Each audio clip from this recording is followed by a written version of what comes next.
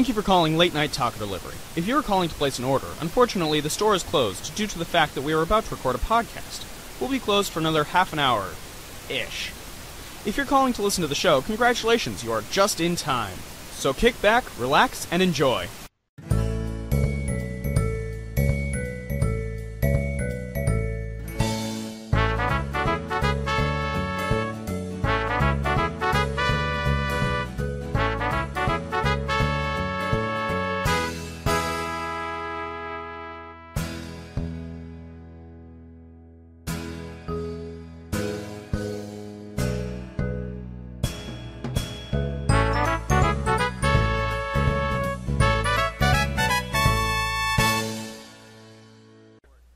Ladies and gentlemen, children of all ages, welcome to Late Night Taco Delivery. Late Night Taco Delivery! Yay! Yay! I'm your host, Daniel Gill. And I'm Jonathan Knoll. And I have a cold. I'm sorry to hear that. But we're still here to talk about nerd stuff for our loyal 12 listeners. As fucking always. As fucking always. So, other than a cold, how are you doing? I'm pretty good. You know, I got some decent news at work. Oh? Yep, I'm actually going to be moving up. I'm moving on up, moving on up. Hey, you're moving up in the world. Yep, I'm going to the pharmacy. Ah! Your lifelong dream of going into the pharmacy. Well, it's going to be full-time, benefits, and a bump in pay, so I'm not arguing. Hey, that's fair. Mm-hmm. And plus, they're closed on holidays, so I'm like, yay! I might have a chance of seeing my family for Thanksgiving for the first time in 3 freaking years. I know, right? Mm-hmm. How about yourself? Well, I just got back from watching The Magnificent Seven, which Excellent is movie. really, really interesting watching it through the prism of Akira Kurosawa's Seven Samurai. Definitely, definitely. Yeah, let's see, and I had one other thing, but I don't remember what it was. Oh, Okay. Anything you've had a chance to geek out about? Well, I'm constantly busy, so, Yeah. Geeking out, oh god. Yesterday I went to the Gish Film Theater, Ooh, which is always a good time. definitely. I saw one of the 2 Fleischer full-length animated movies. Oh, which one? Hoppity Goes to Town, or Mr. Bug Goes to Town. I've never seen that one. It was really, really well done. I I mean, you can see the Superman animation in there, and it was really cool. Yeah, the only one I ever saw was Gulliver's Travels. I've heard really good things about that one. I watched it a lot when I was younger because it was in the public domain, and Channel 50 out of Detroit would show it like on afternoons for kids. Sorry, whenever you say something about movies on TV, my immediate thought is automatically Beastmaster.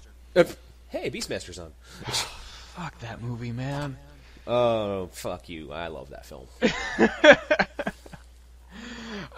So shall we get on to the geek news? I'll talk a little about what I've been geeking out about. Right. I apologize. It's okay. Well, discovered there is a series of fan fiction based on the Harry Potter novels. Ooh. Called, they're about James Potter, his son. Right. At Hogwarts. Pardon me. And they're actually relatively well done. I'm surprised how well they're written. That's good. They're available for free online. Just look up James Potter series. Okay. And you can download them in Kindle or Nook format. And basically there's a lot of little nods to the original series and a lot of new stuff. That's very well done. I was very surprised. Apparently the author had originally written the first book just as a fan fiction for his kids. Mm-hmm. Threw it up online thinking nothing of it. The next thing he knows, a number of news outlets have picked it up thinking it was viral marketing for the next Harry Potter series.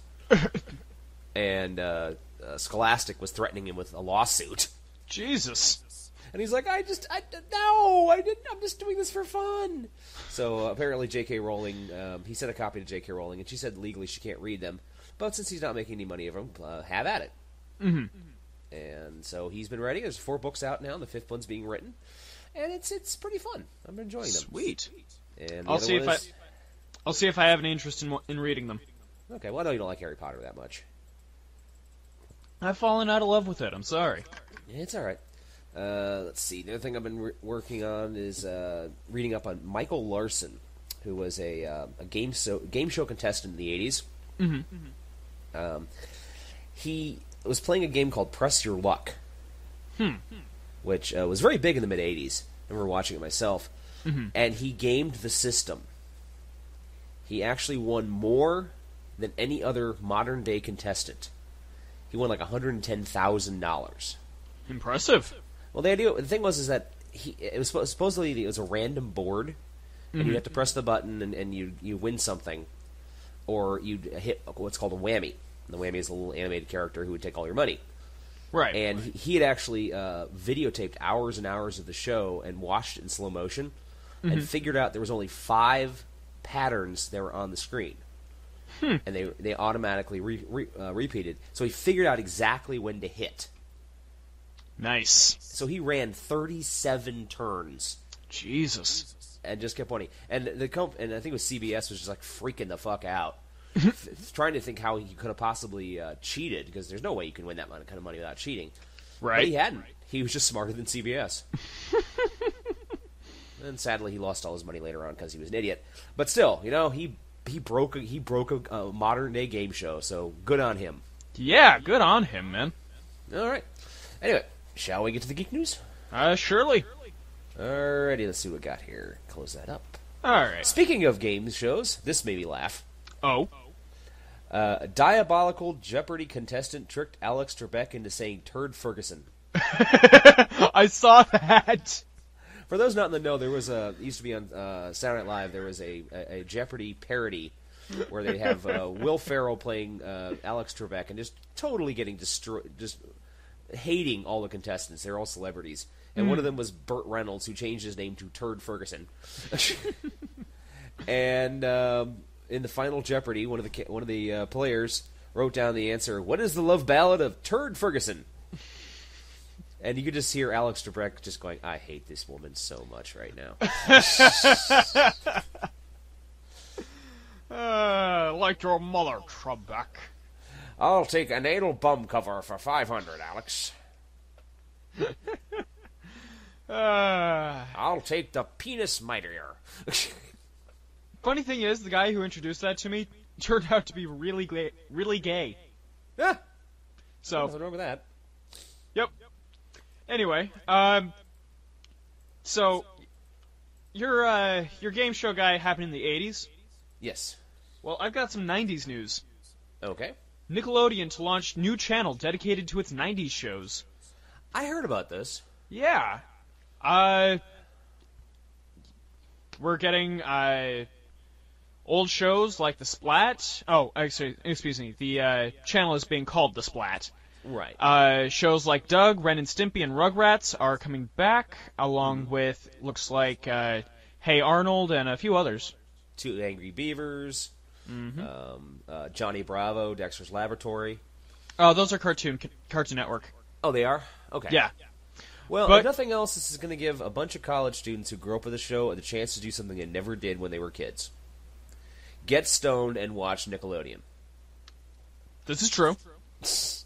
I'm just imagining that, shows like SpongeBob would be a lot funnier when you're stoned. I'm not even remotely interested in getting stoned, but that might have convinced me. Maybe the show will make sense. But yes, 90s kids rejoice. Yay! Yay. Let's see here. 30 years ago, on the 16th of September, G.I. Joe, a real American hero, premiered. No kidding. Yep, I watched that show when it first came out. It was one of my favorite Sweet. shows. Debuted as 2 miniseries in 1983 and 84 before becoming a regular series in 85. Was canceled in 86, though apparently my childhood with cartoons was a lot weirder than I thought. Because I remember seeing that show a lot longer. Maybe it was just because it was put in syndication, and they just kept showing it over and over. Sweet. That's a possibility. Yeah, that is a possibility. And the show was revived by Deke in 1989. And since then, there's been a lot of turnovers and reboots of the show. That was where my shit that should not be was. Never mind. You Go found on. it? Okay. Yep. But no, G.I. Joe. The funny thing about G.I. Joe I thought was interesting was originally it was designed as it was actually a kind of an offshoot of Shield for Marvel, because Hasbro came to Marvel wanting to create a new comic book based on G.I. Joe. But they didn't have any bad guys. They had nothing. They just had a random selection of characters. And Larry Hama had been working on an idea for a Shield comic with a bunch of different characters fighting Hydra.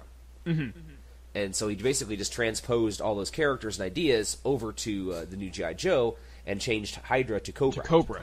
That makes sense.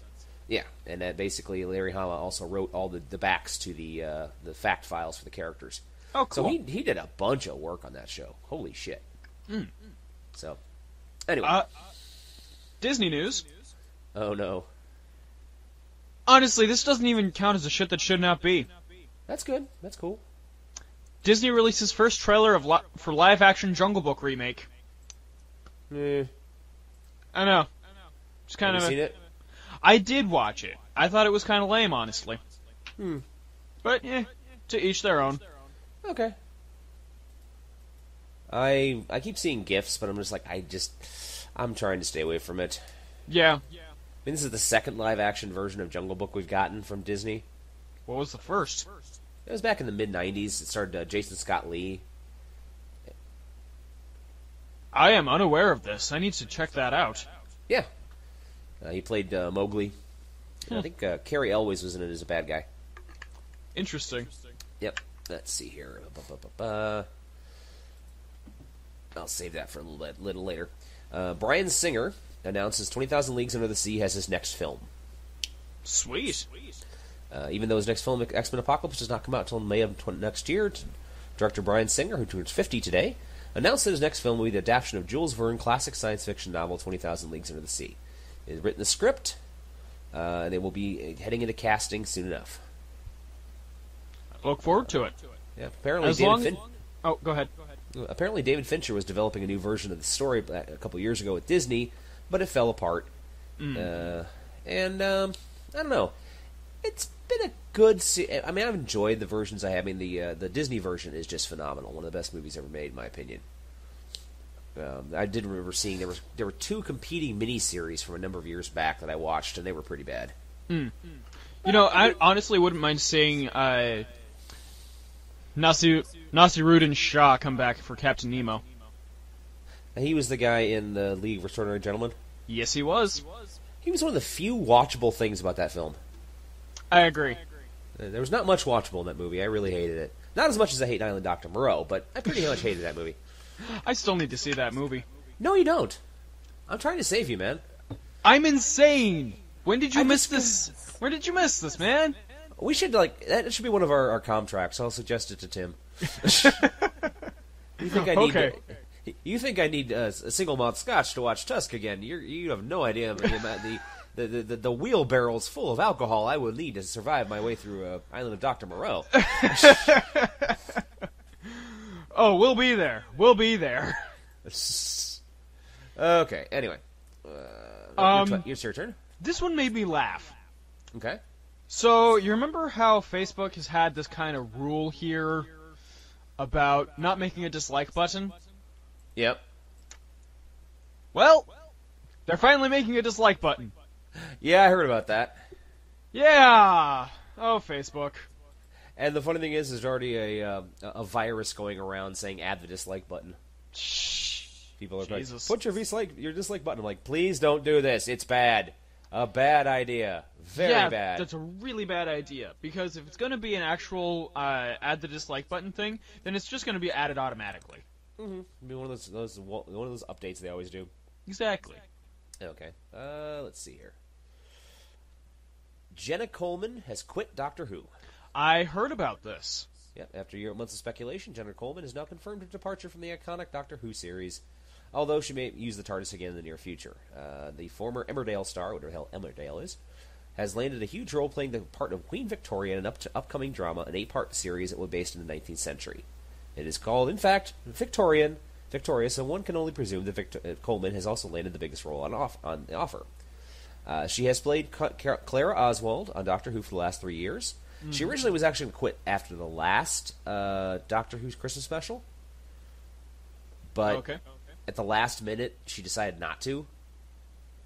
So they actually had to rewrite the ending, which was kind of funny. Because originally it was going to leave Clara as a very old woman who had just lived by herself for years and years and years. And the doctor finally finds her, and she's ancient. And he's just like, I'm so sorry. But then he figured out how to, then they rewrote it, so it turned out it was all just a dream. So she'll be leaving at the next Christmas special. Okay. And also, as another note, the new Doctor Who premiered this week, but I haven't seen it yet because I still haven't caught up with the last Doctor Who's. Same, although I did I'm actually. a horrible Whovian. I actually did watch this last episode. Oh, you did? Yep. Any it was good? Any good? Honestly, I kind of thought my way out of Doctor Who a while back. So, I've become a lot more aware of the inaccuracies. Okay. So, it was a good episode, and it was nice to see all the different variations of Dalek. But there were a couple key moments that just were ruined for me because that's not supposed to happen. So, right. Honestly, enjoy your Doctor Who, folks. I'll go find something else to do. There you go. Plenty of stuff out there. It's true. I hear Supernatural's fun. Oh, fuck that. Speaking of other things to do... All right. Netflix original series Marvel's Luke Cage has added to the cast. Again? Yes. Excellent. So what? I said excellent. Yep, Simone Missick, Theo Rossi, Frank Whaley, and Rosario Dawson are on the series. Nice. And Rosario Dawson will be reprising a role as the night nurse from Daredevil. Very cool, very cool. So, it's looking cool. Yeah. I don't have the news up, unfortunately, but the guy who's playing the Punisher in the next Daredevil series keeps Instagramming himself wearing all this Punisher t-shirts. It just makes me giggle. He's like wearing Punisher jerseys and t-shirts. He's like, look what I found. This is going to go great with what I'm doing next time. This will go great, my quest for justice. What a cute dork. Mm-hmm. Speaking of dorks, this priest made a Lego model of the Vatican for the Pope's upcoming visit. This was I like this guy. Yep. A massive Lego model of the Vatican is on display at the Franklin Institute in Philadelphia in honor of the Pope's upcoming visit to the United States. Took 500,000 blocks. Jesus. Including 44,000 cobblestones in the square, 6,000 round bricks that make up the colonnade, and 12,000 2x2 tiles. It's very cool, very big. I want to post it to the Facebook group here. Oh, please do. Yeah, we should start doing that. Just posting all the links that we get. We should. We never do. It's true. As soon as I finish an as soon as I finish an article, I close it because there's so many stuff up here. Hello? Still there? I do the same. I'm still here. Okay. Okay, cool. Okay. Let's see. Speaking of just neat things. Okay. Pop-Tarts are doing a really neat thing. They're frosting Pop-Tarts with Han Solo and carbonite. I saw that, and I gotta break your heart, man. They're fake, aren't they? Yep. Fuck! It's Falcon Toys debuted a frosted Han Solo in a Pop-Tart form, but they are not. They're made of resin and carded and clamshelled. God damn it. Only 15 collectibles were made, priced at $30. They are now sold out. Nah. Sorry. I hate being the guy who breaks your heart. You're fine. Better to have accurate news than inaccurate news. Well, here's something to put a smile on your face. I promise this, okay? Okay. DC Entertainment to give classic Batman writer credit in Gotham and Batman vs. Superman. Really? They're giving Bill Finger credit? Yep, Bill Finger will receive credit in upcoming movie and TV projects based on his creation. Fantastic. DC announced earlier today that, well, this is back in a couple days ago, September 18th. Announced today that Bill Finger, who worked with Bob Kane on early Batman comic strips as well as co-creating Green Lantern and other characters for the company, will receive official credit for his work in film and television projects based on his creations. Finger, who died in '74, made a number of critical contributions to the Batman mythos, including coming up with the names of hero's alter ego Bruce Wayne, as well as the city in which the hero fights crime. He was also co-creator for a number of iconic Batman characters, including Robin, Catwoman, and the Joker. Basically, originally it was Kane received sole official credit for the character as part of the original deal signed in 1939. The artist did talk about in his later life about Finger being an important influence in the development of the series. In his 1989 autobiography, Batman and Me, Kane described Finger as a contributing force on the series, noting, "I must admit that Bill never received the fame and recognition he deserved." So, congratulations, Bill, wherever you are. You're finally getting your points. Yay! Yay! Big bucket of win. Mm-hmm. Here's a big bucket of loss, though. Uh-oh. Channing Tatum's Gambit movie just lost the director, Rupert Wyatt. I'd heard something about that. Yep. Looks like Rupert Wyatt has said, nope, never mind. Psych! Yeah. According to him, a changing script caused the film's budget to balloon, extending the shoot. Production was set to start in November, but has now been delayed to early 2016. Aw. Well, I'm not too excited about the movie anyway, so... Yeah, neither was I. However, here's something you might be excited about. Oh. I got some good news this week. Booster Gold Blue Beetle film in the works from Warner Brothers. I heard about this. Yeah, it appears that time travel is in the DCEU? I guess that's the expanded universe or whatever. Has revealed that Warner Brothers is currently developing a live-action Booster Gold film. The project will team up Michael John Carter and Jamie Reyes as just another film, joining the already massive DCEU lineup, which includes films such as Aquaman, Suicide Squad, Cyborg, and they're making a Cyborg movie? Huh. And Wonder Woman. It's being pitched as a superhero buddy cop movie, which is quite a different movie than we've seen before. And I just hope that they have fun, because they were always fun in the comics. Yeah, I mean, it's Booster Gold and Blue Beetle. It's a winning combination. It's a very winning combination, and they do some funny shit. I mean, I will never forget when they stole Martian Manhunter's Oreos. Oh, that sounds classic. Well, Martian Manhunter is addicted to Oreos. And they thought it was just because he liked him a lot. No, apparently in Martian physiology, they're heroin. That's way darker than I was expecting. And when he doesn't get his Oreos, he goes nuts. And they played it for laughs, but it's just funny as shit. I mean, they're basically running around trying to hide the Oreos, and he's like, "Give me my Oreos!" Alright, Star Trek Beyond also has gotten a new release date. Oh? Yeah, rather than the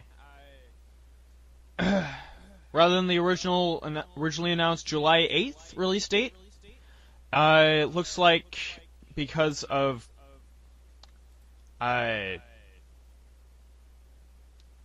reasons apparently, it will be moved back to July 22nd. Okay. And I was afraid they were moving it forward, because whenever they move it forward, it means the movie gets rushed.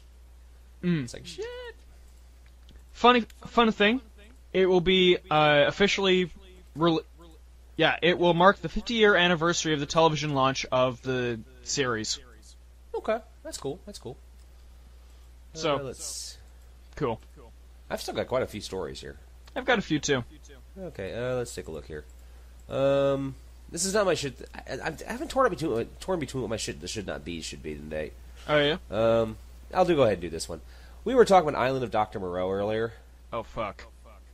The Island of Dr. Moreau TV series is in the works. The newest adaptation of H.G. Wells' novel, The Island of Dr. Moreau, will be a TV series at CBS.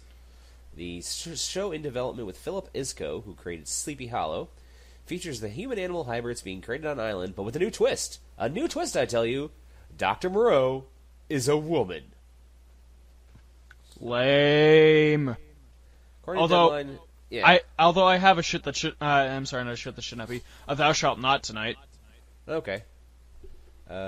Yes, Dr. Catherine Moreau expands the boundaries of medicine through bold and revolutionary scientific experimentations and treatments in her privately funded island hospital. Also, she merges the DNA of humans and animals, like you do.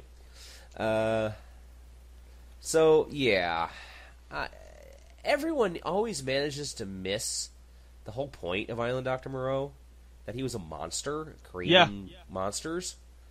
And I'm sure they're going to end up with, gorgeous animals and shit, and they do heroic shit. But no, just stop it. Just stop. Well, I think I have the greatest fuck yeah of all. Oh? Disney, you have made me happy this week. Really? Yes, incredibly. What did they do? John Landis, in an interview with Empire Magazine, dropped that Disney is finally going to re-release the original theatrical cuts of Star Wars. Yeah, we were talking about that online. Yeah. I don't know how they're going to do that. Because apparently they don't own the rights to the original cuts. They make a special deal with Fox. And also the fact of the matter, don't get me wrong, John Landis is not exactly relevant in Hollywood these days. I understand, but the thing is... Is he still friends with George Lucas or something? That might be. I think it was also in part of the buyout rights, was that they would be able to get the theatricals back eventually. Huh. Because eventually they're supposed to revert back to Lucas. Right. So, rather than reverting back to Lucas, they go over to Disney. Okay. No offense, my friend, but until I see something more than John Landis, I'm just going to go as it's someone talking out of their butt. Fair enough. I'm hoping not. I would love to see the originals on Blu-ray. Holy shit! Absolutely. I don't care if I'm looking at the special effects and I can see the cutouts and the blue screens. Mm-hmm. That's half the fun. That's the joy of the movies. But yeah, so. Hang on to the hope, but... just hang on to the hope, but, have it take it with a grain of salt. Mm-hmm. Speaking of, well, not grain of salt, but, I knew it was going to happen. Mm-hmm. Ernie Hudson to appear in new Ghostbusters. Yeah, I saw that, too. Yep. An original Ghostbuster who comment early on that an all-female cast would be a bad idea, was seen on the film sets on the last day of shooting. It is unknown if he's reprising his Winston Zedmore character or not. Why do they keep saying reprising their characters?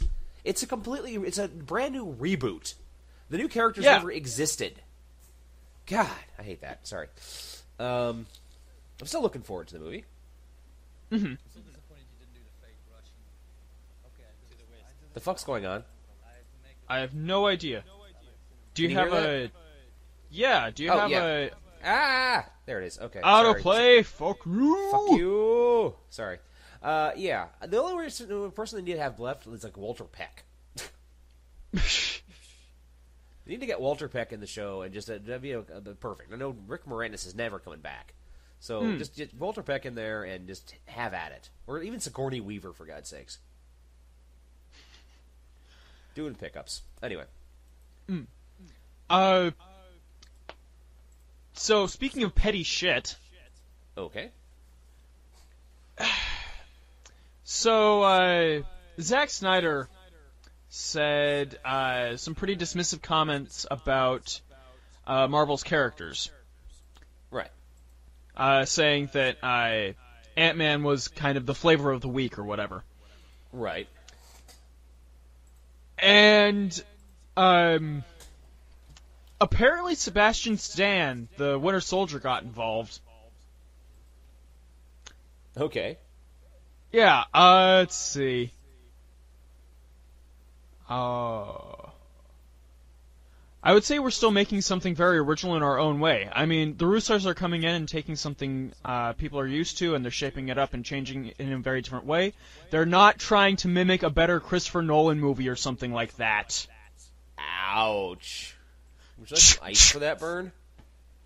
I know, right?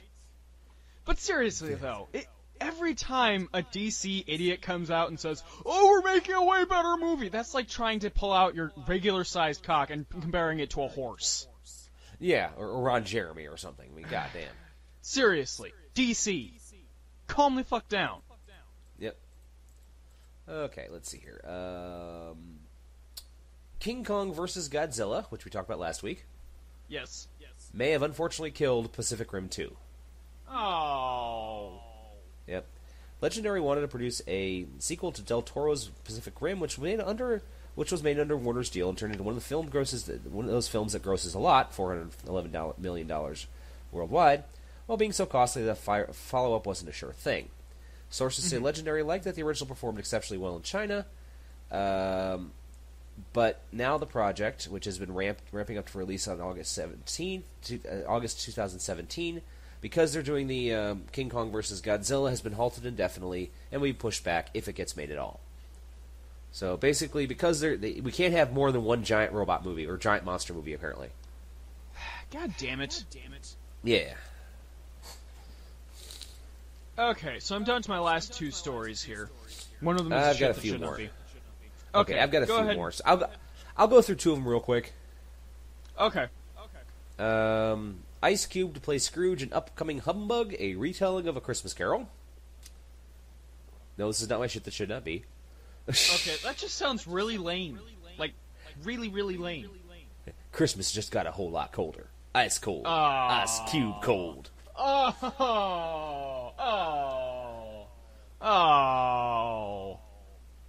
Yep. Oh, the puns. Yeah. It's a film titled simply Humbug is being directed by Tim Story, the director behind a few of Ice Cube's other films, including Barbershop and Ride Along. Basically, it's going to be modern day and probably set in the hood. So, good. Yeah. Whoever wrote this thing actually seemed to really enjoy Ice Cube, and I'm like, screw you. All right, the other one is legendary comedian Eddie Murphy to be awarded the Mark Twain Prize for American Humor. Really? Yeah, well, he's actually was really funny in his day. I know. I don't dispute that. Yeah, he was well known for his 1980 and 84 stint on Saturday Night Live. Mm-hmm. He was Dr. John Dolittle. He made the really hilarious movie Coming to America, and obviously he was in Beverly Hills Cop. Right. And he was even in what I thought was an underrated film, The Golden Child. And he was in Trading Places with Dan Aykroyd. I mean, he's really, really funny for many, many years, and then something happened. He just stopped being funny. Yeah. He started to rely too much on his Eddie Murphy-ness. Yeah. The funny thing is, I remember back there's another movie called The Hollywood Shuffle, Mm-hmm. made in the 80s. I can't remember the guy's name, but he's a really good director, an African-American director. And he makes a joke about he has a nightmare where he's an actor trying to make it in Hollywood, and he has a nightmare where the producers want him to act more like Eddie Murphy. He's like, I can't act like Eddie Murphy. I'm myself. I mean, I can't go, oh my God, I'm talking like Eddie Murphy. Ah! Oh, that's beautiful. And also, don't forget he was Mulan and Donkey. Mm-hmm. So, yay. Did you know that originally Star Trek IV was written so that it was Eddie Murphy as the whale biologist? I actually heard that. Yeah. Pardon me. I think that's fucked up, honestly. Yeah, that's actually, he went off and did The Golden Child instead. Yep. Which is fine with me that he was a big Star Trek fan, and and Paramount was falling all over themselves to give him whatever he wanted. Mm-hmm. And to his credit, I don't know if he decided he didn't want to do it, he decided he was too big of a star, but to his credit, he walked away. And I'm very happy with that. Well, just remember, there was also other casting roles that if they originally had gotten who they wanted to, it would have been horrible. Like Chasing Amy. Mm-hmm. Like originally it was supposed to be Jon Stewart. Drew Barrymore, and somebody else. Yeah. Yeah, anyway.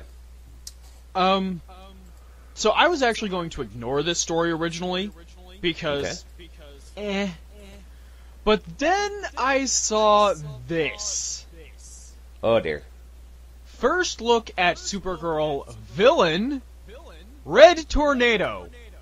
Oh, I'm almost afraid to look that. Hold on. Shall I look it up? Whoa, what the hell? What the hell? Yeah. Also, Red Tornado isn't a supervillain. Yeah, he's a superhero. Exactly. That looks really bad. Yeah. I have high hopes for Supergirl, but apparently not so much for the costuming. Okay. Yeah. Wow. Just wow. Mm-hmm. Okay.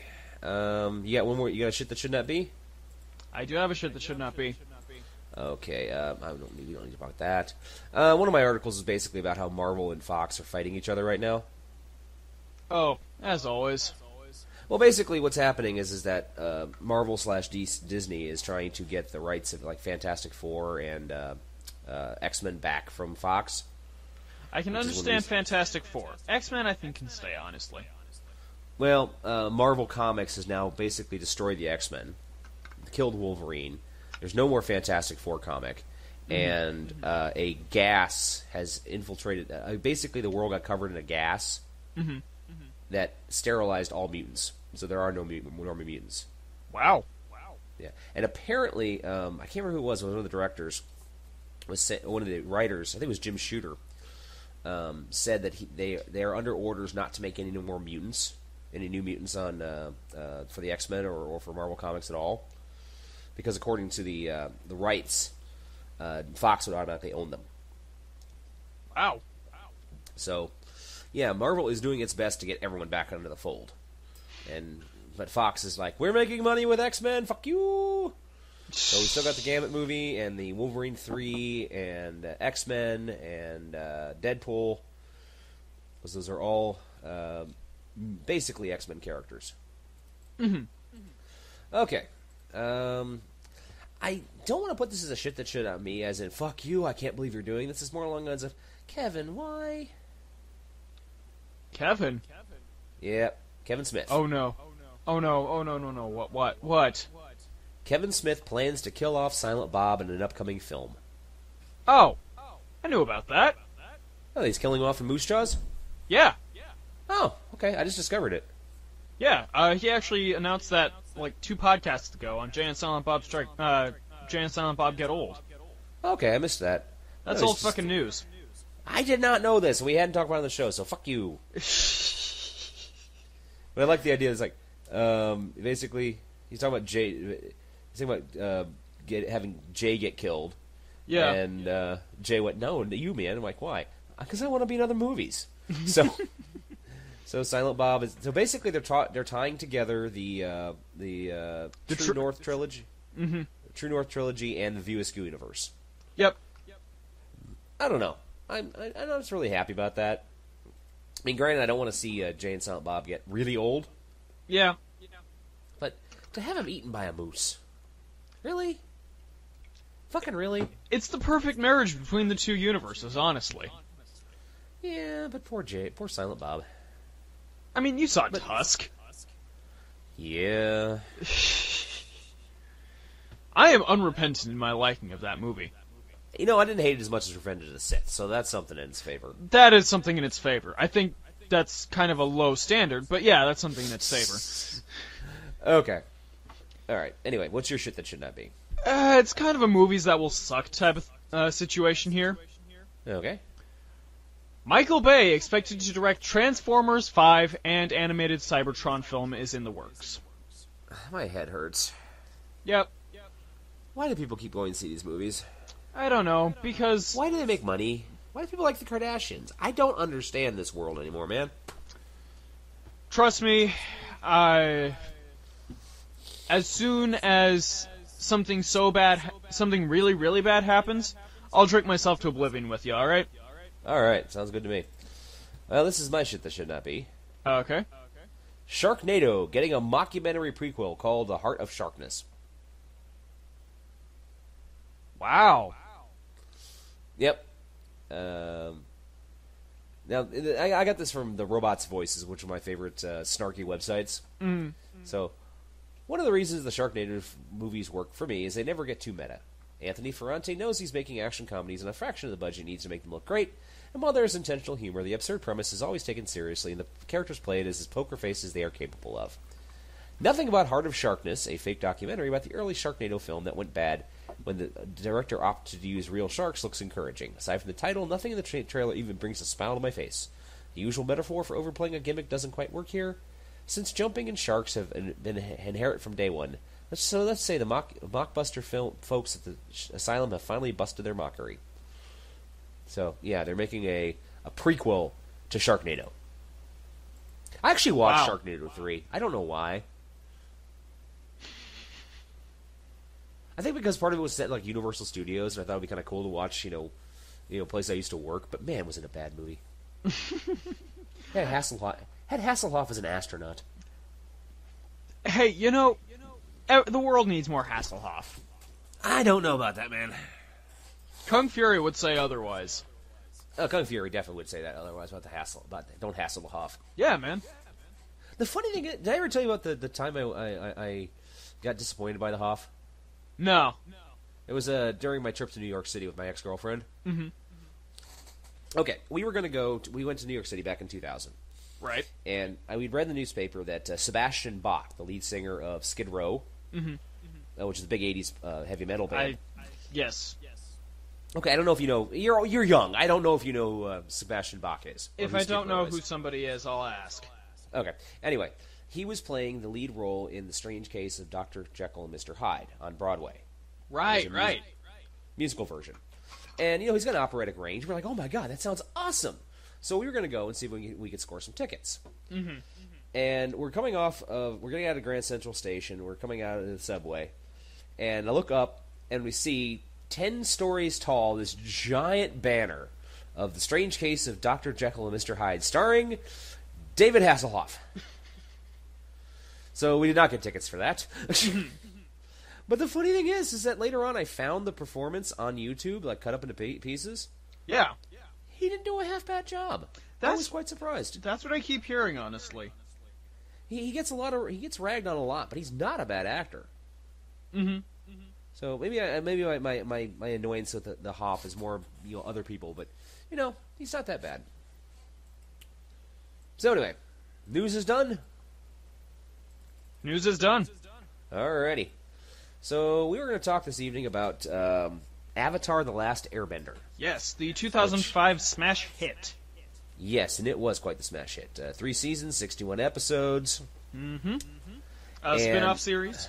Spin-off series, Legend of Korra, which I only see like a first portion of the first season because I keep forgetting to watch it. It didn't grab me as much as the first one did, which is really surprising. Yeah, it's an entirely different feel from the original, which I don't think a lot of people were really ready for. Well, considering I'm a huge fan of steampunk, yeah, that's pretty much what this is. You'd think I'd be all over this son of a bitch, but I never got into it. I don't know. I think that the characters were kind of bland, comparatively speaking. Yeah. But no, they had basically 2005, which, God, it's 10 years ago? Wow. Mm-hmm. And for the time, and especially even for now, the animation was phenomenal. Yeah. Very well written. And I do remember, one of the strangest articles I read about it was, is it anime? Yeah. Because even though it's an American-produced show, I mean, it's written by Americans, except for the fact that it's not written by Japan, it fits every criteria of an anime. Yeah, which is just a fascinating concept. I mean, when does anime become meta, I suppose is what you want to say. I guess. And it's got a really great voice cast as well. Oh, yeah. Including Dante Bosco, who was Rufio in Hook. And Rufio and Hook, and Mako was the original voice of Uncle Iroh. Yes. Mako is very famous for playing the mystic in Conan the Barbarian, among many, many other parts.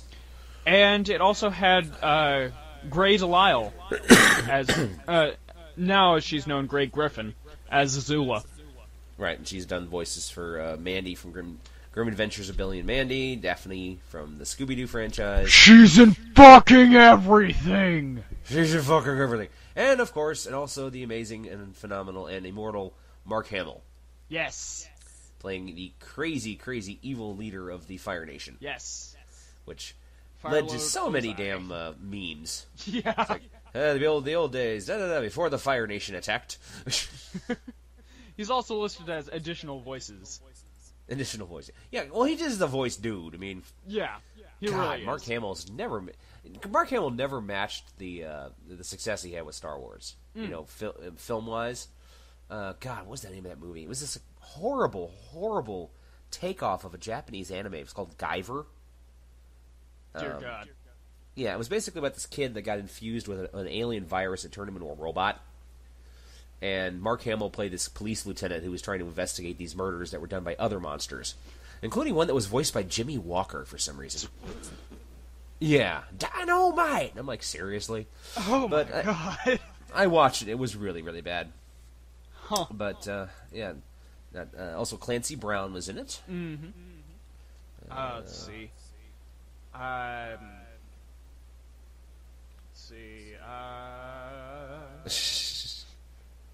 A lot of really great people. Phil Lamar was the Earth King. Phil Lamar is a fun guy. Oh, I like Phil Lamar. Did the voice of he did the voice of Green Lantern in Justice League. And Hermes Conrad in Futurama. And I think Black Lightning in Harvey Birdman, Attorney at Law. Yeah, he did that, and his tagline was "In my pants." Tress MacNeille was also in it, as well as George Takei. George Takei, yeah. Yep. And yeah, one of my favorite cameos involved Toph, who was the Aang's earthbending instructor. Yep. 12-year-old blind earthbending prodigy, and they originally met her when she was in an underground fighting league, and she ends up fighting the Boulder. Oh, I love the Boulder. Who was based physically and voiced. His voice and his visual look was based on The Rock, Dwayne Johnson. Mm-hmm. But he was voiced by Mick Foley, the wrestler. Oh my God! Really? Yes. Oh, that's awesome. It made me laugh so much when I found that out. There was actually a thing that you posted on Facebook a while back that said it was John Cena versus the Boulder, because that's a meme. And I was thinking, wait, as in the Last Airbender character? Yeah. I was severely disappointed when it was an actual boulder, not the character. Oh, God, I remember that. Yeah, from the Scooby-Doo mystery with WWE. That was such a dumb movie. Why do you put yourself through those kind of things, man? I get a bug in my ass, and I just want to watch something stupid. Then I have to, wash it out with something good. But Scooby-Doo? I grew up on Scooby-Doo, man. I mean, so did I, but I don't have that much of a hankering for it. He's one of the classic Hanna-Barbera cartoons, seriously. All right. Okay, anyway, it's interesting, just a quick aside, some of the characters that actually survived to Legend of Korra. Yes. Katara actually does show up, and she's voiced in the sequel for a very short amount of time by Eva Marie Saint, the legendary actress. Really? Yeah. She was in North by Northwest by Hitchcock, and she was Superman's mom in Superman Returns. And she's also an alumni of Bowling Green State University, where you're going to school. That's why they have the Eva Marie Saint Theater. And I thought that was really cool. But yeah, also, we also have numerous appearances of Aang in Avatar states, as well as Fire Lord Zuko. And one of the things I really liked about the show is the nature of self-sacrifice and just doing the right thing, whether you like it or not. I mean, Aang really did not want to be the Avatar. He was a 12-year-old kid. Exactly. And he had no interest in ever being being an Airbender. I mean, he wanted to be an Airbender, but he had no interest in being mastering all the elements. Right. And he ran. He just freaking ran. He took his flying buffalo and took off. And then the Airbenders got slaughtered by the Firebenders, and he basically became the last one. And it's a really touching, really well crafted series. It's a really well crafted. I mean, they had some silly parts. I mean, that's some silly episodes. But each character grew, which I thought was really cool. Mm-hmm. Like Sokka. Sokka had no powers. He was just a hunter. And he was basically the comic relief for the most of the series. Mm-hmm. But every once in a while, he got to show his stuff. Like there was an episode where he ended up studying swordsmanship with a firebending master. Yes. And he forged a sword out of meteorite. Mm-hmm. Which, from what I understand from actual swordsmith, is really fucking hard to do. I'd imagine so. Because meteorite is not a clean metal. No. I mean, basically when you're forging ore, you basically keep pounding it until all the impurities are forced out of the iron or the steel or whatever you're making. Mm-hmm. And meteorite has so many different things, like nickel and cadmium and gold and the iron and so on and so forth. It takes forever to pound it out, and it continues to break. There was a website online, I can't remember the name of it off the top of my head, but they basically make the fantasy weapons. Yeah, I like those guys. They made a really cool katana that was formed out of a lightsaber. Yeah, they did that. They've done. They did the Sword of Omens from Thundercats. They've done the Keyblade. They've done the Hyrulean Shield. Yeah, they've done that, and they basically show how they do it. And they actually got a piece of meteorite and made Sokka's sword, and they were just having a devil of a time to work it, but they finally managed to work, and it's apparently a really, really good sword. Cool. So that exists. Sokka's swords exist. And he learned a lot from the Firebending Master, even though he had to, basically, the Firebending Master said he betrayed him, because, he did. He lied to him. He's actually Fire Nation, not Fire... He's not a Firebender. Okay, I'm sorry, Fire Nation. Though it turns out, actually, he ended up being a member of the White Lotus. The White Lotus was kind of a cool character. Oh, yeah. Kind of a cool idea. But it was a secret society. Yeah, but I think they overstepped their bounds, honestly, when it got to Legend of Korra.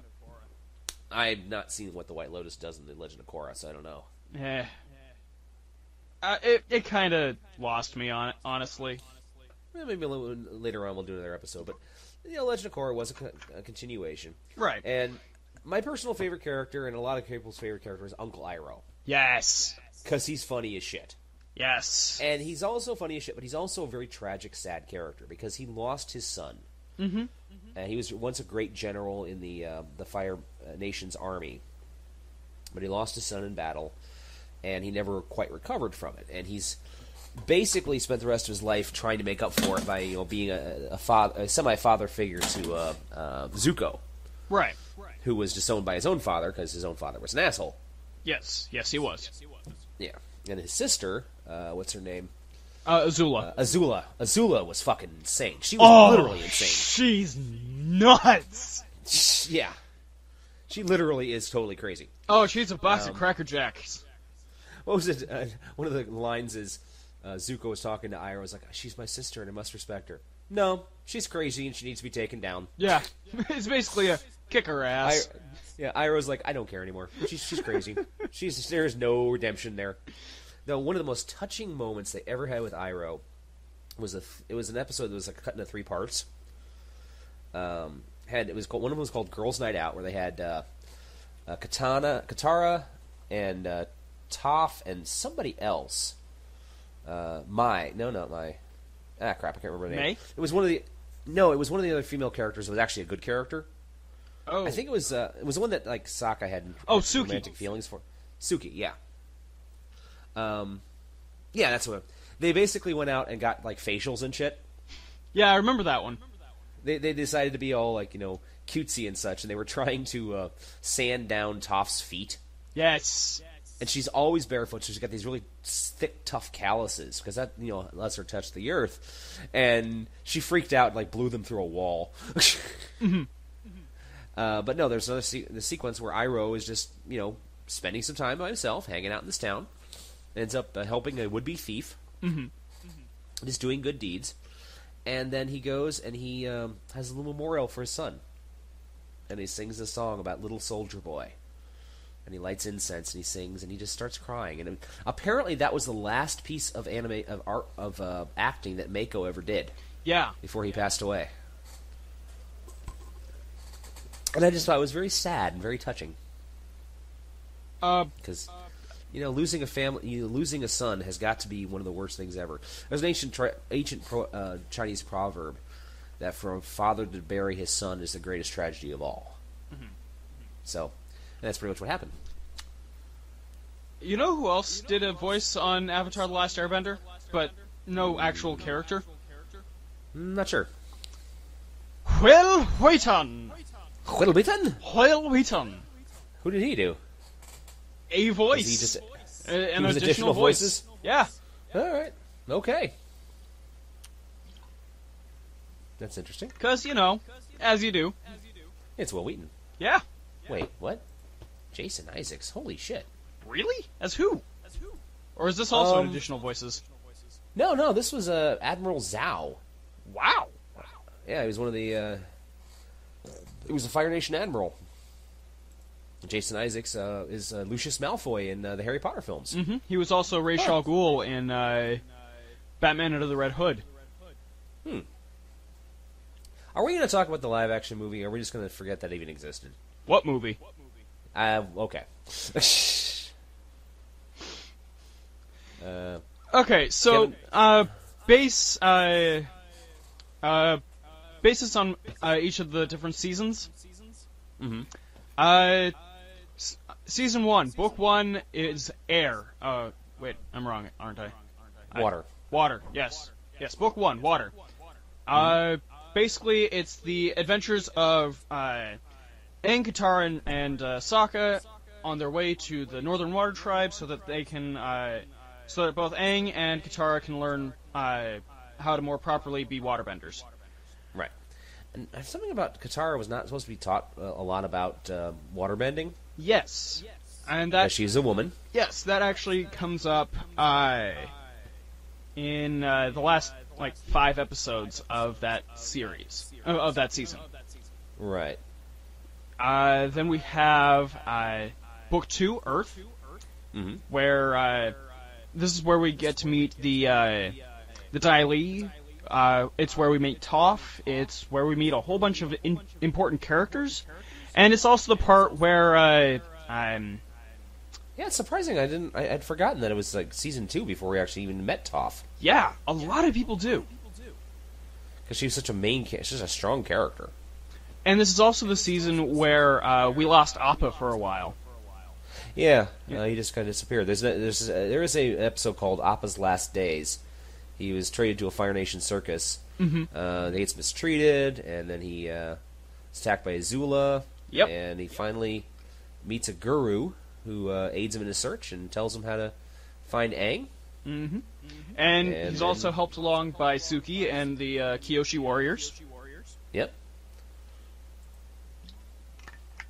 And then finally, Book 3, Fire, is where they're finally on their way to the Fire Nation, and they're about to fight Lord Ozai. And they get joined full-time by Zuko. Yes. Who at the time was still in disgrace, and he was traveling around with Uncle Iroh. And Uncle Iroh was trying to basically teach him and not to do all this crap. Mm-hmm. But Iroh was a believer in, people have to make mistakes. And I can understand that, too. Yeah. Though Iroh did have an 80s montage, which made me laugh. Yes. Yes, he did. Yes, Iroh got captured, thrown in a Fire Nation prison, and acts like a crazy old man. But actually what he's doing is he's doing all these, he's working out in his cell. Because he'd gone to Flab from all this easy living. Yeah. And he finally gets all buff and throws his robe off, and he's like, he's got the physique, as a friend of mine said, built to punch bears on mountains. I mean, big, thick, muscular dude. And one of my gay bear friends is like, woof. I'm like, yeah, I can see that. He's like, I want a piece of Iroh. I'm like, okay, we're going to talk a little too close about the cartoon here, my friend. I understand Rule 34, but keep it in your pants. But yeah, favorite episodes? Oh man, there's so many good episodes. It's true. There are very few really, really bad episodes. Blind Bandit was a good one. That was the one when Toph was first introduced. Mm-hmm. I really enjoyed the Blue Spirit. Okay, that was a good one. And what happened to that one again? Oh, what happened to Blue Spirit? That's the one where we find out about this this new player who happens to be Zuko in a mask. Oh yeah, swords. I do remember that. Yes. Yeah. Really cool dude. I also really like the episode Zuko Alone. Zuko Alone was good. It's an absolutely devastating episode too. Yeah. You feel bad for the guy.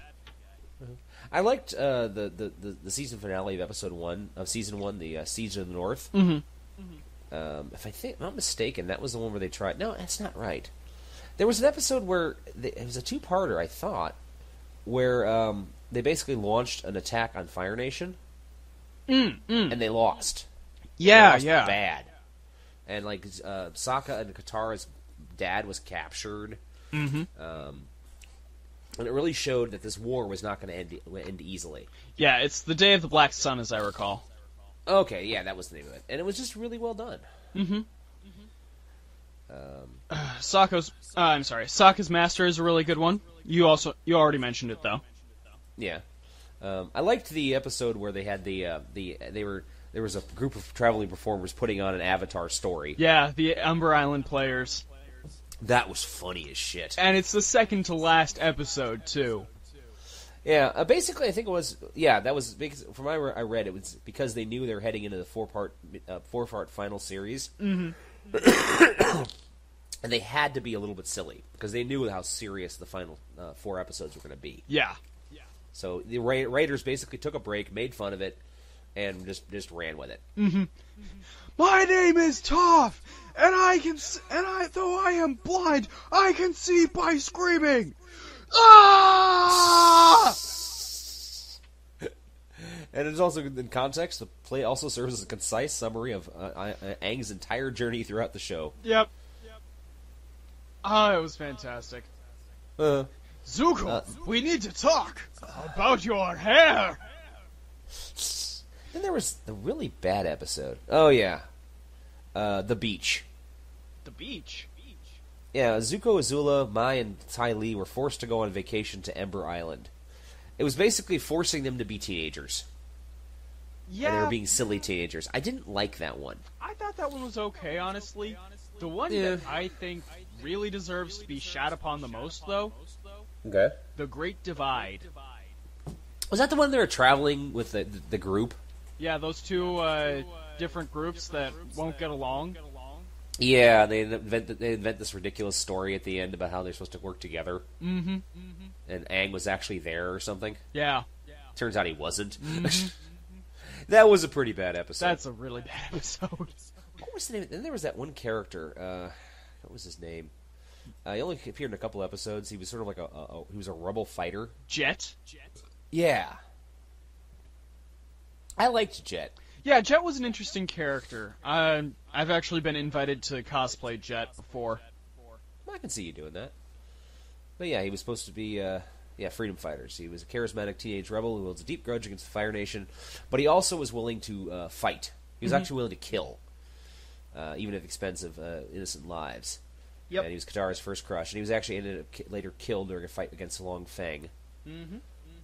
And there are continuations. I've read a couple of them. The Search, and I don't remember what the other one is. Let's see here.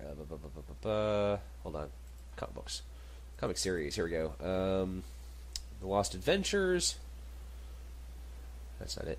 The Promise, The Search, and The Rift. There we go. And there's a fourth one coming out called Smoke and Shadow. Mm-hmm.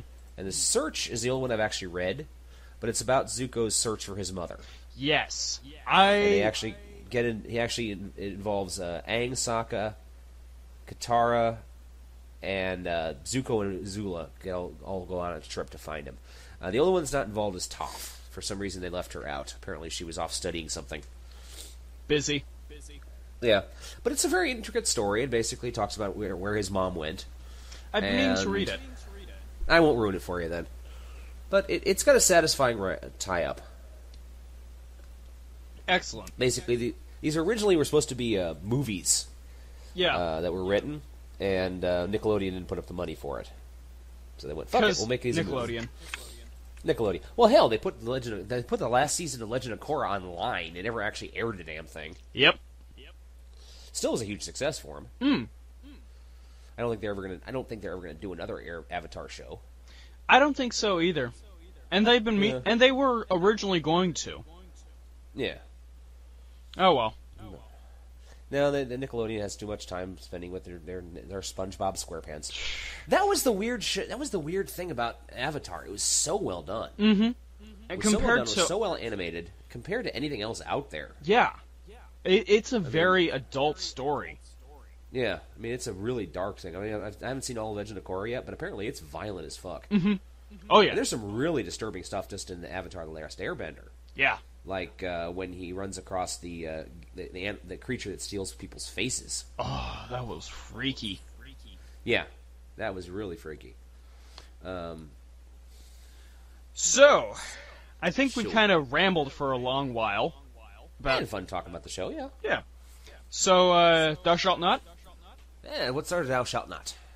Our Thou Shalt Not this week is Thou Shalt Not make this into a buddy cop commentary. Comedy. Comedy? Fuck, yes.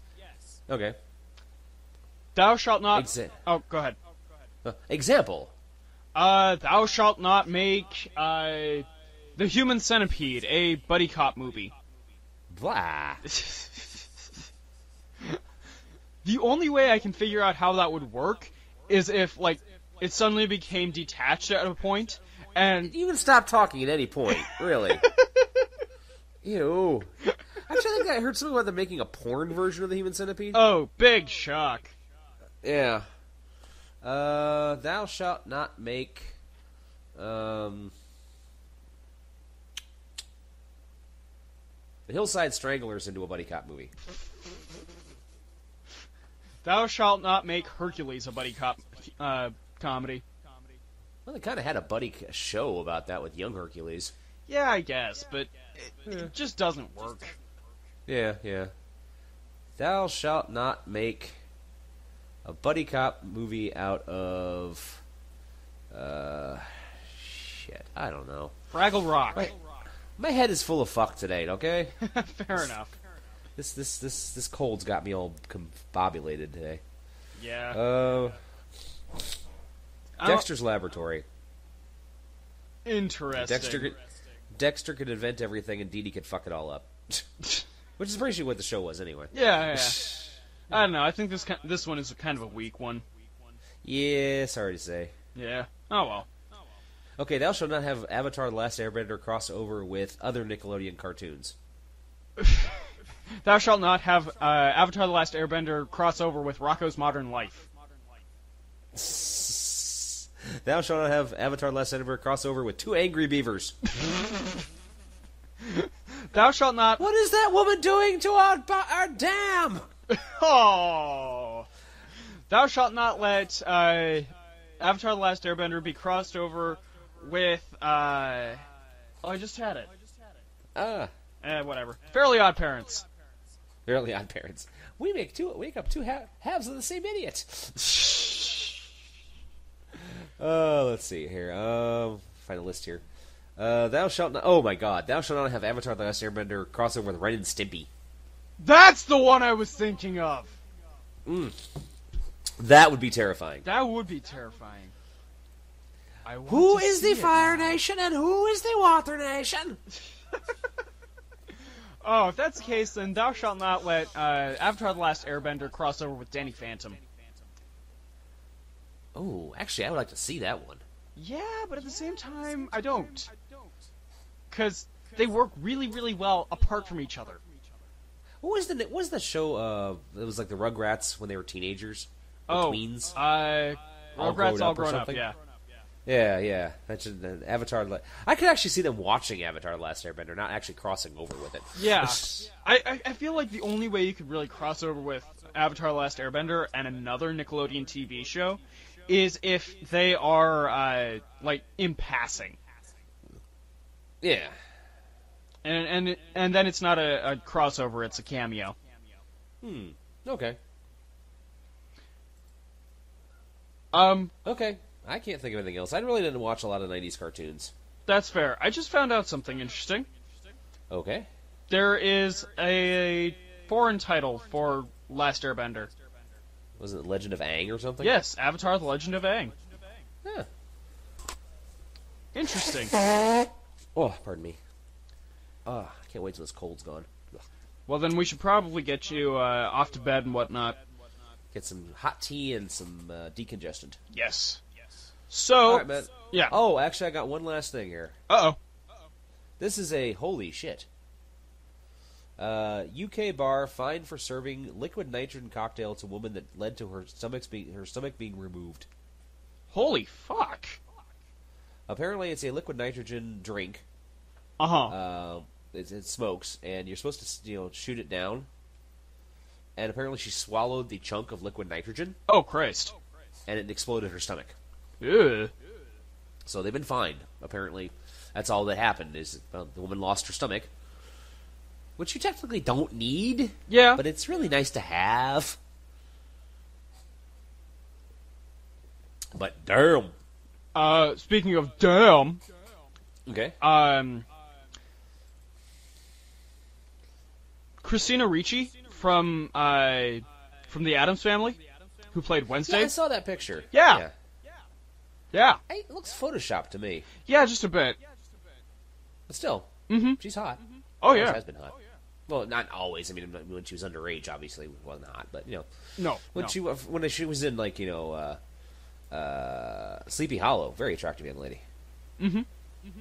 Okay. Oh, yeah. All right. Anyway, so from all of us here at Radioactive Walrus Entertainment, the Experiment Room in Dan's domicile, Aha! this has been Late Night Taco Delivery. You may now place your order. Late Night Taco Delivery is performed by Daniel Gill and Jonathan Knoll, and was created by Daniel Gill. New Bazaar opening by Jonathan Knoll. If you have questions, comments, or a suggestion for a future show, drop us a line on Twitter at Radio Walrus Pod. Like Radioactive Walrus Entertainment on our Facebook, or subscribe to our official YouTube channel, Radioactive Walrus. That's Radioactive with a capital R, Walrus with a capital W, and no spaces. Thank you for calling Late Night Taco Delivery. You may now place your orders. This has been a production of Radioactive Walrus Entertainment. John, what do chickens say?